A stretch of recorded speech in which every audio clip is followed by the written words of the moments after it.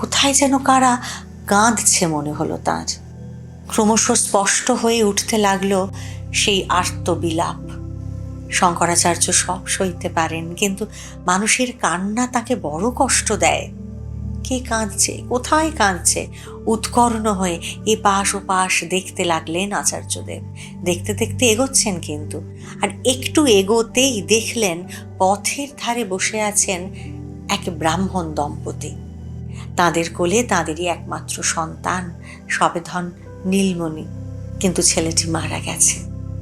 তার মৃত শরীরকে জড়িয়ে আকুল হয়ে কেঁদে চলেছেন বাবা মা।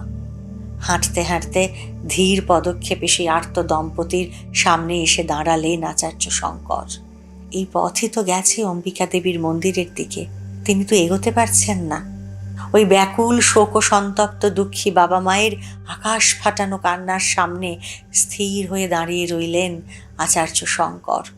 তাদের দুঃখে আরতিতে বিহ্বল তিনি।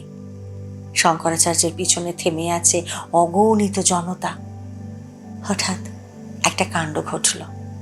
এমন ব্যাপারের জন্য একেবারেই তৈরি ছিলেন না আচার্যদেব।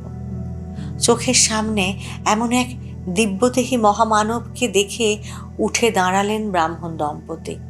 কোল থেকে মৃত শিশুটিকে এনে শুইয়ে দিলেন তারা আচার্যদেবের দুটি পায়ের ওপরে।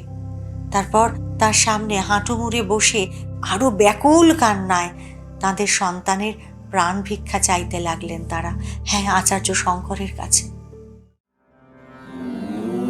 অমৃতম গময়